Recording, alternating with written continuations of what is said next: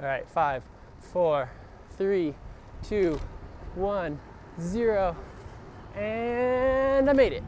Yeah. Good morning, Maham, and welcome to the third ever episode of Immodestly Immense. Today, I want to talk about stuff that I'm not good at. But first, I want to talk about your first video, the second ever episode of Immodestly Immense, which was in fact not terrible. It wasn't terrible for a number of reasons, one of which was the image of you sitting in front of a bunch of disembodied puppet heads is probably one of the coolest things I've seen in a long time. And of course, the image that will be famous forever of you grabbing a meat cleaver off of the table without ever losing eye contact with the camera. That was incredible. In fact, it was so incredible, we're gonna watch it again. Puppet slasher movie. And in slow motion. But the real reason your episode wasn't terrible is because it was your first one. And even people who are really good at this kind of communication sucked at it at first. Take, for example, the Vlogbrothers, who have been making videos for 8 years and whose style of communication I'm basically ripping off to make these videos. If you watch some of the first videos of Hank Green, he sounds terrible. And in fact, he made a video explaining all of his tips and tricks, which, if you're interested, you should totally watch.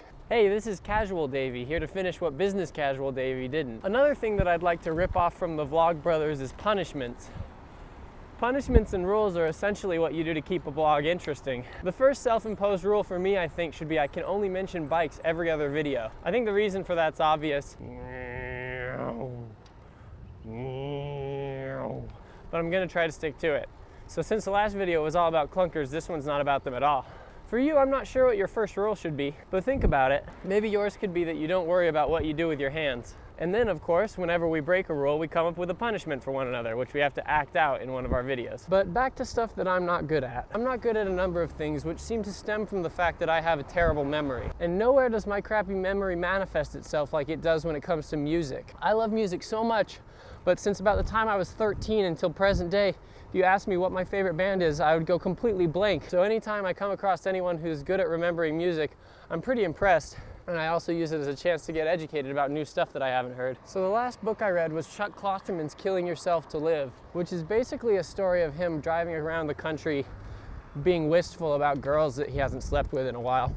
But what he does do, which is kind of fun, is he writes books about rock and pop songs from various generations and sort of strings them all together in this giant medley of pop culture, which makes for a pretty good read, and he's kind of self-effacing and funny. So after I read his book, I was like, I wonder if anyone's made a playlist of all of the songs that are in this movie, which of course tons of people have done. And in fact, there's this one that goes so far as to make playlists after interviewing authors about what they were listening to at the time of writing the book, which makes for really good reading and listening. So I'm excited to listen to more music while reading and writing, though I hope it doesn't result in an inane book about me driving across the country visiting my exes. So that's it for me. Looking forward to hearing from you soon. Have a good week.